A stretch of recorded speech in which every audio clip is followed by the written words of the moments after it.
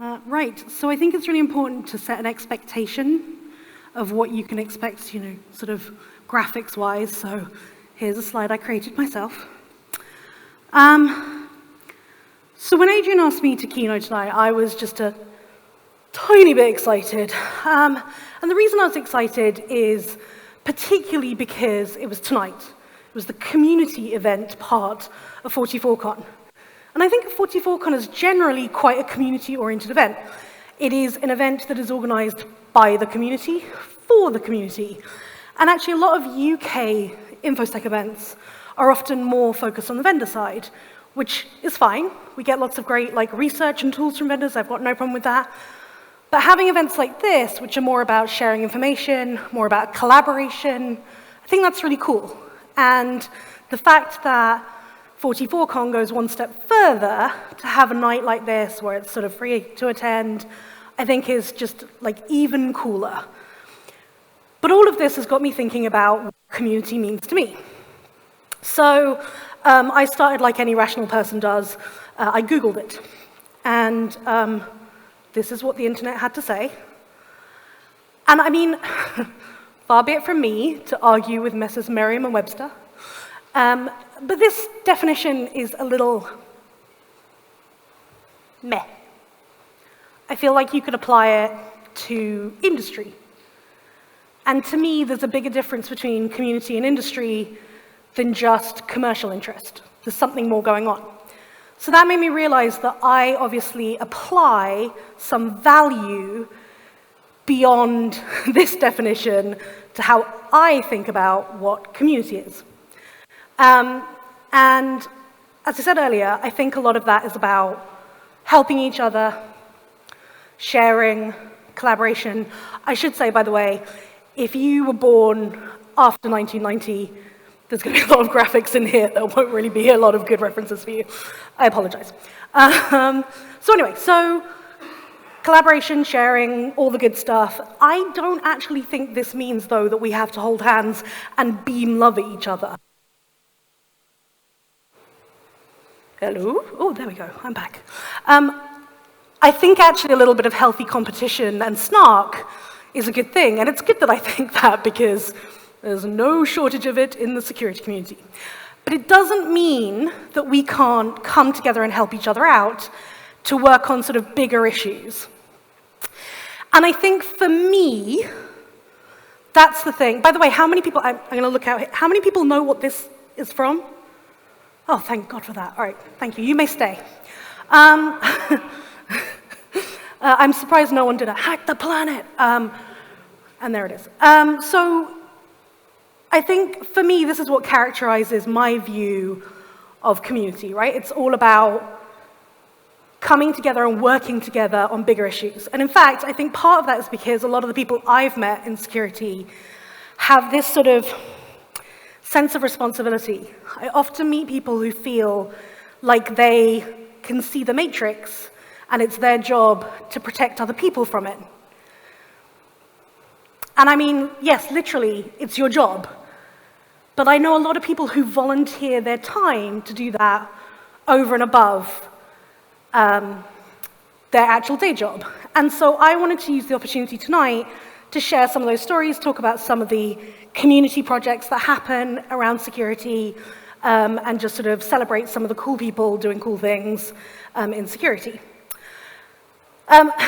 Generally, I'm a big fan of any opportunity to be a cheerleader for the community. I used to run a podcast called Security Nation that was literally that. Every time we'd have somebody come on and they would just talk about something cool they were doing to advance security in some way for society.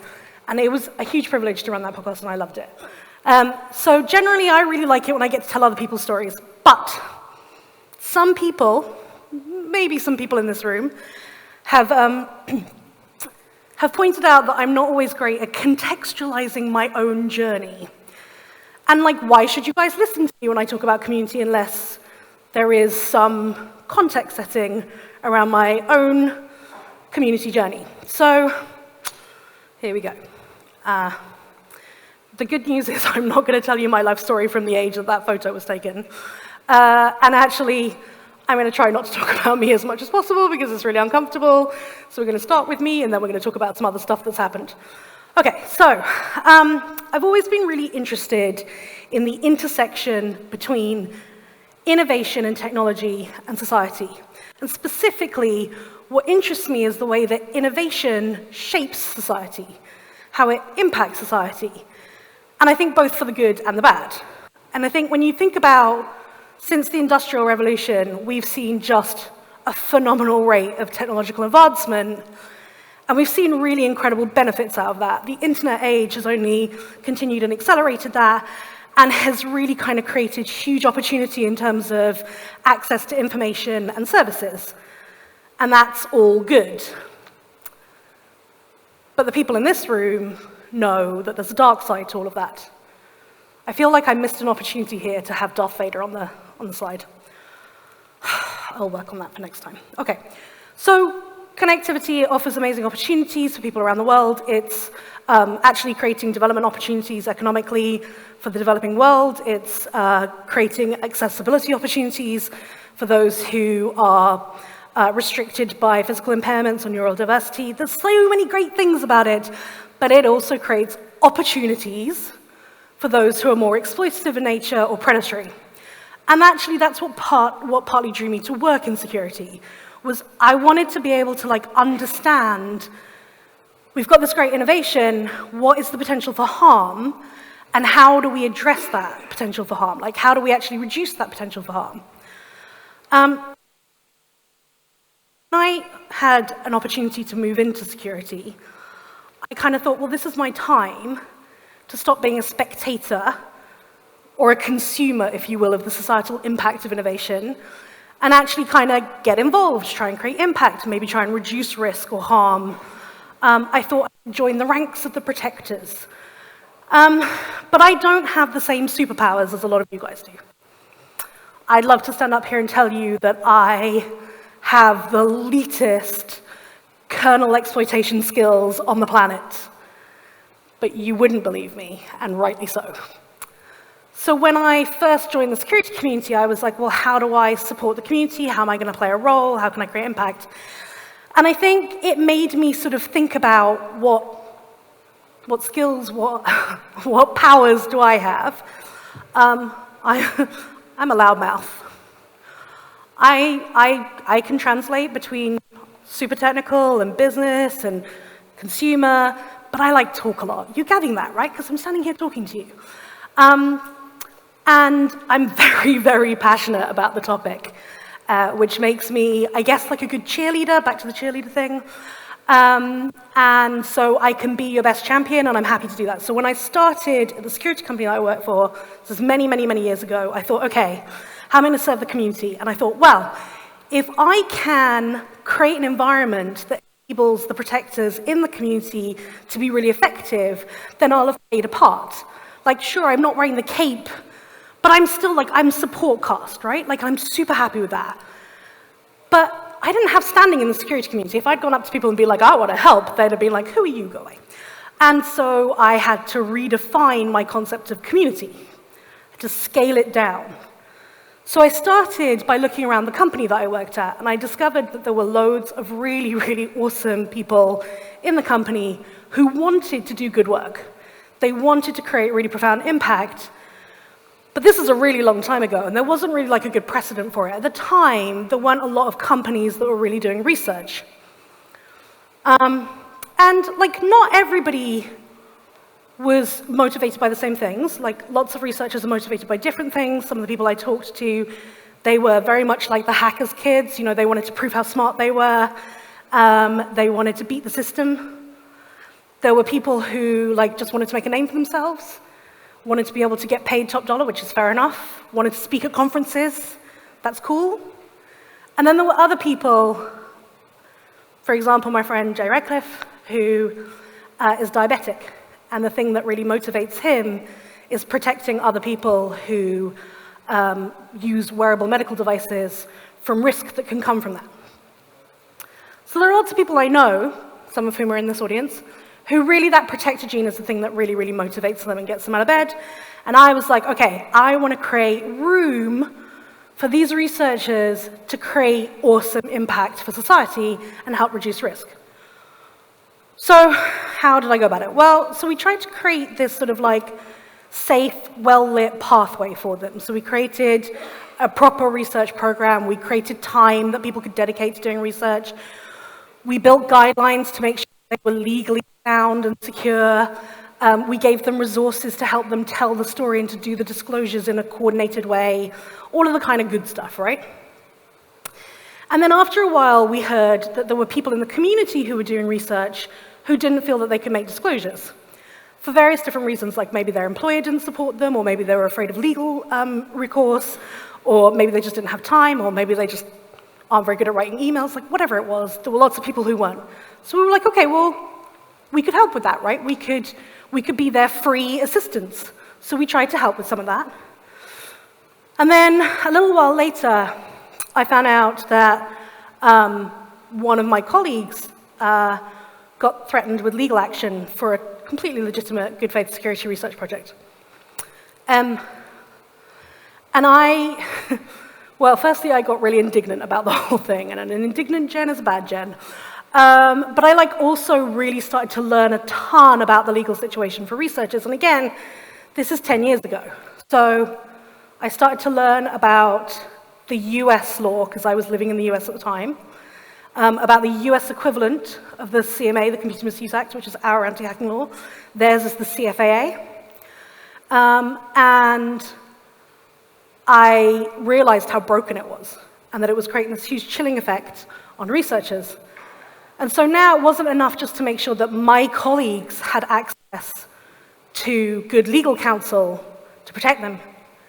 Now it was about changing the law so that we could protect all researchers and so that we could actually protect society as an extension of that.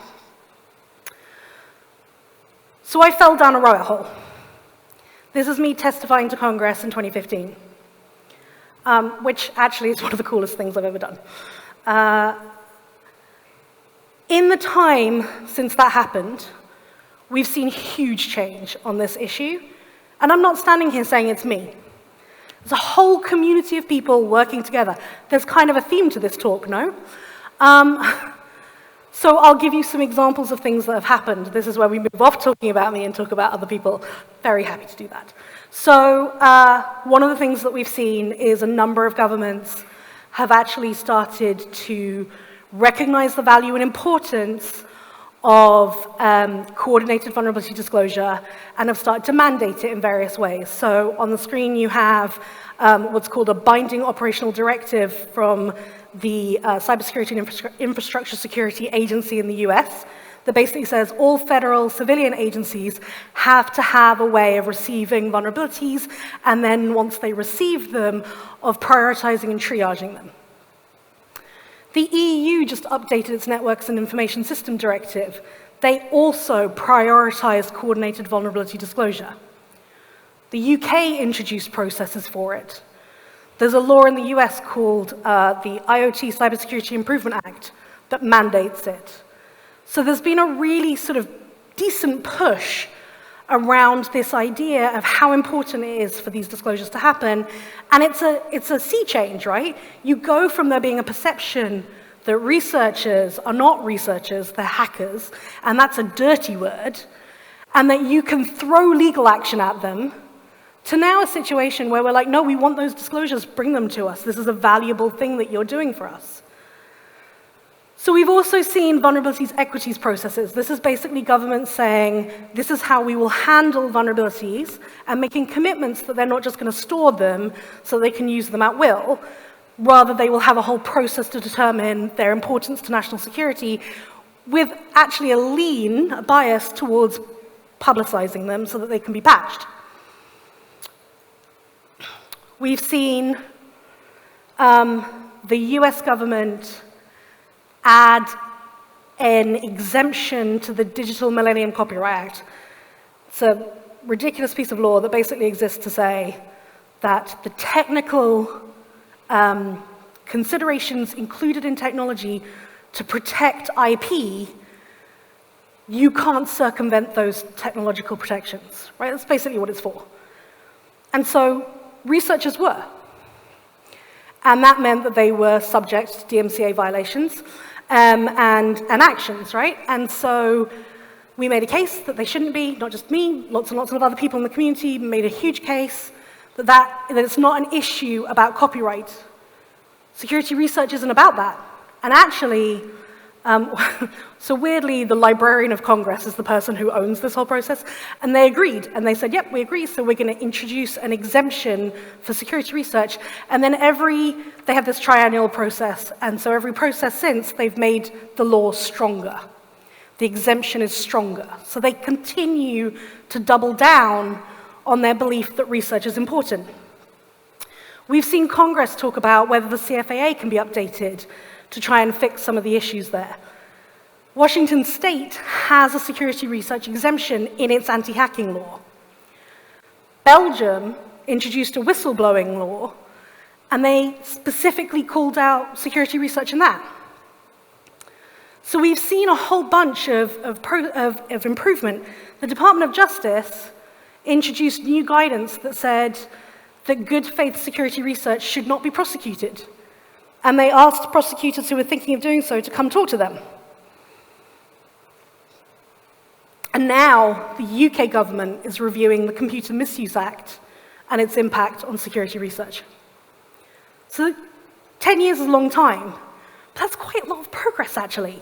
There's been a huge shift in the attitudes, again, because a community effort has happened around fixing this, even to the extent where really complicated and difficult and dry export controls, the Wassenaar arrangement for those who are taking notes, they were updated to try and make sure that there wasn't a poor impact for security research.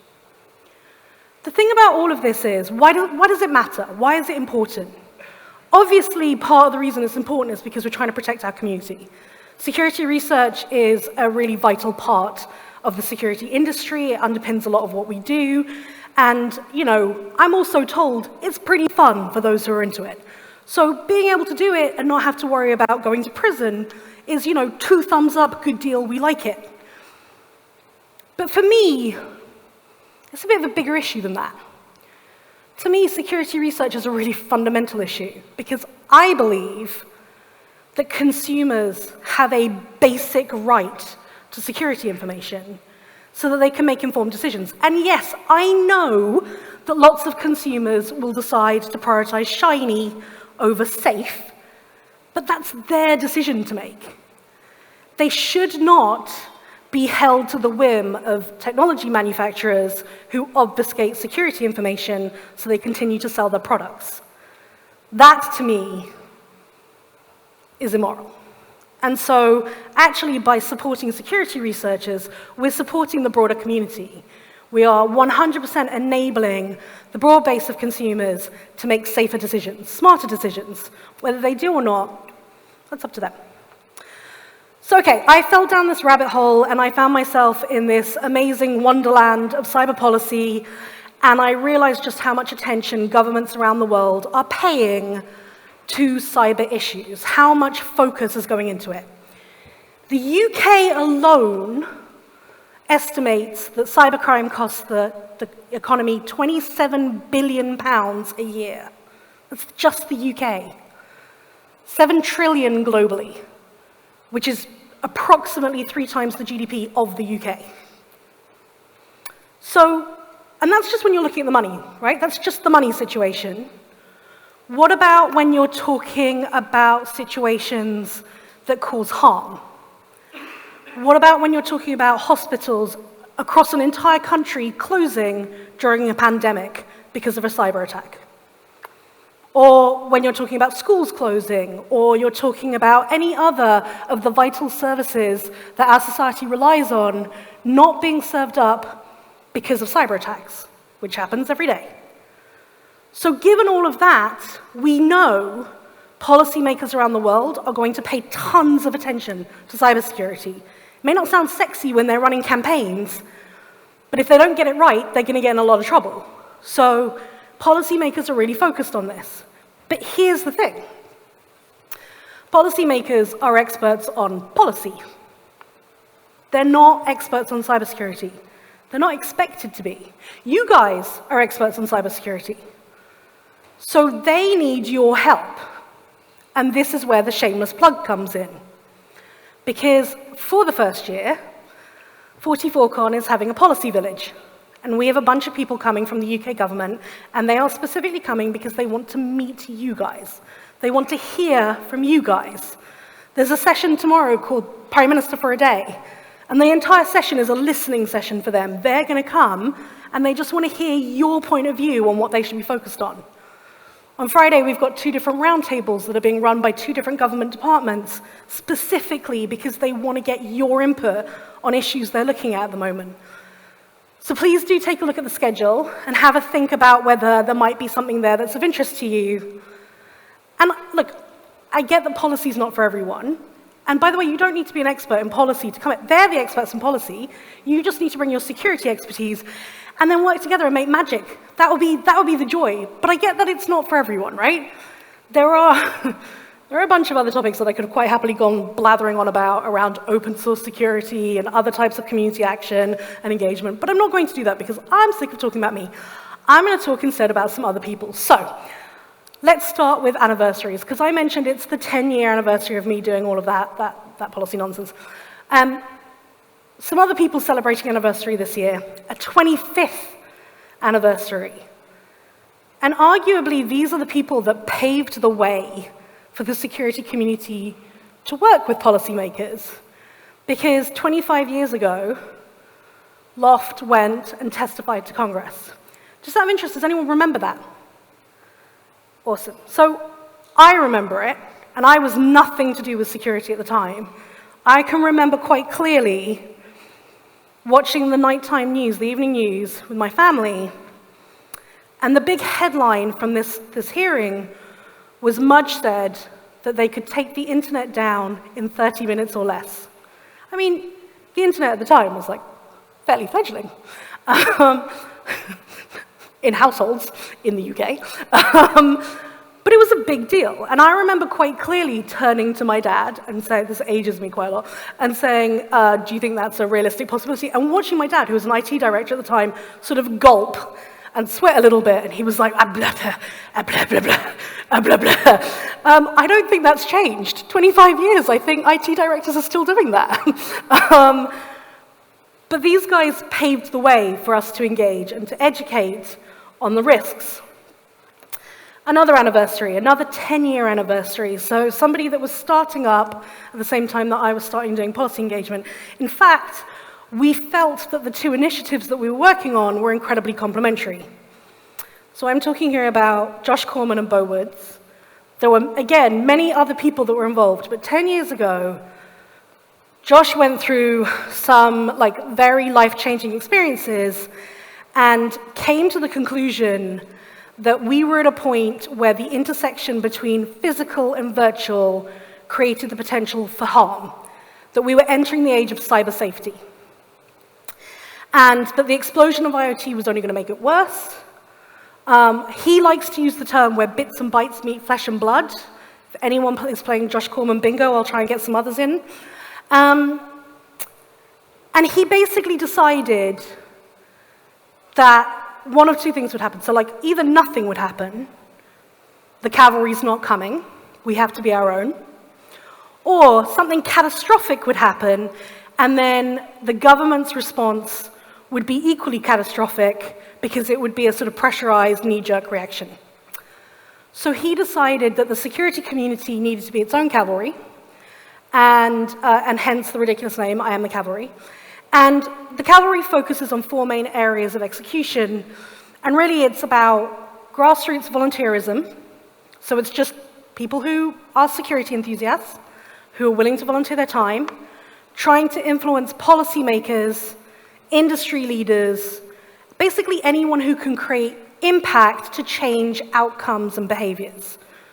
The 4 main areas are medical devices, transportation, public infrastructure, and home security. 4 areas that cause the potential for harm. Cavalry has been running for 10 years, and in that time has seen, I think, 2 pieces of legislation that they basically drafted get passed. They've seen industries shaped by the engagement they've had. So the automotive industry, for example, has massively changed much of what it does. The medical device industry, they worked really closely with regulators in some of these sectors to try and create change, and it was incredibly compelling in the healthcare sector where the FDA was really active. Again, this comes down to like people standing up and doing stuff. There was a woman called Suzanne Schwartz, Dr. Suzanne Schwartz at the FDA, who decided that she was going to make a change.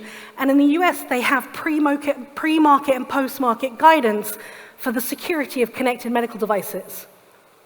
We don't have that here. They are required to do a bunch of stuff that we don't have to do. And it's a huge impact. They also, once they created the Cavalry, Josh and Bo went on, they didn't rest on those laurels. They went on to do a bunch of other things. So they got together with some doctors who had hacker backgrounds. They created CyberMed Summit, where they bring doctors together and they run practice simulations on what to do in situations where medical devices have been hacked. The doctors coming in don't know that that's what the scenarios will be about. They have to figure it out. It's very cool to watch. There's some videos online that I highly recommend.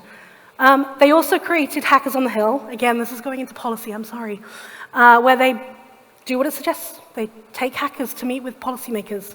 There's a whole raft of other things that these guys do, and they have been creating incredible impact for a long time now, and they're not done. Dan Cuthbert, somebody who's based here, UK. So Dan's done a huge amount. He started off working with OWASP. He helped create the standards around application security testing. He's continued to stay engaged, but to a much lesser extent. He founded or co-founded the Sentinel Foundation, which is a non-profit working to protect kids who are being abused. That foundation has gone from strength to strength and has grown. Dan now sits on the board of it because it's no longer a little startup. It's just a hugely, hugely important thing. And it was just a group of hackers sitting around saying, something needs to be done about this problem. And so they've partnered with law enforcement around the world, and they do a ton of work to try and tackle the incredibly awful problem of child exploitation. And the last thing I'll say about Dan, I could talk about Dan for a long time because he does a ton with the community, and if people here know him, then you'll know probably various different things that he does. He works with open source projects. There's a whole load of things that he does. And one of the things that he's really, really involved with is Black Hat, both here and in the US, really engaged. And one of the things that he is passionate about and champions is trying to get new voices in and trying to make sure that the content is as focused as possible on what people actually care about, what's really going to create impact. So this is a very homegrown one. How many people here, show of hands, are familiar with Cyber Volunteers 19? Oh. So at the start of the pandemic, it was really clear that hospitals were going to be in trouble. So Lisa, Dan, and Rad thought something needs to be done. We need to make it so that hospitals get the assistance they need. So they created the Cyber Volunteers 19, and the idea was the security professionals could basically sign up, specifically incident responders, could basically sign up and say, if a hospital gets hit, we're ready to go, we'll help, we'll jump in. That was the starting point. So many people flooded to get involved with it because they thought it was a great idea, and because people wanted to be able to do something. They wanted to be able to help with the pandemic in some way. So many people got involved that they ended up expanding it out into other areas. They started doing threat intelligence sharing and a whole bunch of other things, like putting out guidances on, how to shore up your defenses and all that kind of stuff.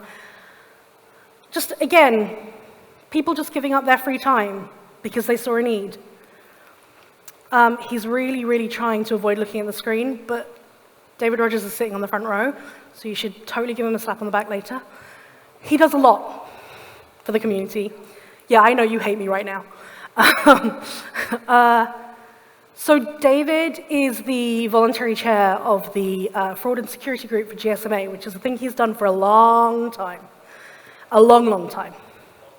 He's helped steer them on a path that has tried to avoid them, taking uninformed positions on security issues or rushing to outcomes one way or another. They're a very influential voice because they represent an entire huge sector and they are truly global. So the work that he does there is incredible. Stop giving me the stink eye. But he doesn't stop with that. He works with the UK government and a number of different initiatives. He sits on a task force that's working on telecommunications diversity. He helped create this thing behind me, the Code of Practice for Consumer IoT. I mean, I said he helps create it. He wrote it. He didn't help create it. He wrote it. He sat on the board of the IoTSF. He's been an adjunct at a number of universities. I mean, he just does a ton of stuff, and he's super awkward because I'm saying this in front of him. I also now feel very awkward. So we'll move on. Casey Ellis. So Casey is the founder and chairman and CTO of BugCrowd. It's a pretty full-time job, you would think. But Casey looked at the vulnerability disclosure situation and said, this is hard. We're making it really hard for people. We want them to adopt these vulnerability disclosure programs, but it's really hard for them to get it right. And it's expensive. And we can't make it less expensive in terms of, like, we can't do the triaging for them. Well, I mean, BugCrowd would happily do the triaging for them, but they would charge money for that. We can't, you know, reprioritize their internal structure to make it so that they dedicate the appropriate resources to quickly patching issues as they arise. But what we can do is we can basically tell them how to do it in a really simple way. We can create kits that they can download. We can create language, legal language that they can download. And not only will it make it easier for them to adopt, but it will create more consistency in the market for researchers to be able to rely on when they go out to make a disclosure. There'll be a better standard of expectation of not getting sued. So he created Disclose.io, which is still going strong, and if you're interested, you should go and check it out. It's got lots of really great resources on it. Okay, last one, I promise. I really wanted to include Colin because I feel like a lot of the stuff I'm talking about is about people doing stuff outside of their day job and like building a new thing, creating some like inspiring voluntary program. And that's not for everyone. But anyone can get inspired and decide that they want to do something. So many years ago, I think probably about 9 years ago, Colin was attending a conference and he heard Josh and Bo give a talk about the cavalry. And he was sat in the audience and he thought, firstly, he thought it really resonates with me. And part of the reason it resonated with him is because he worked for a medical device manufacturer. He actually worked for one of the biggest medical device manufacturers in the world, one of the biggest companies in the world. He worked for a company that is a Fortune 50, as you can tell from looking at this page. So Colin thought, we don't have a process around this. We're a really big company, and we have acquired a bunch of other companies that make medical devices. And those individual companies do their own thing. And so we don't have a process around this. And so he went back to his enormous company, and he basically evangelized for what he had heard. And he got buy-in, and then he went up a stage and got buy-in, and then he went up a stage and got buy-in. And he kept going. It took him 2 years to get buy-in at the level he needed because the company is so huge. But he did it. He kept going like the Terminator. And he built a program, a vulnerability disclosure program that had full buy-in across the company. And a week before they were due to go live, we knocked on his door and said, we found a vulnerability in an insulin pump that you guys make.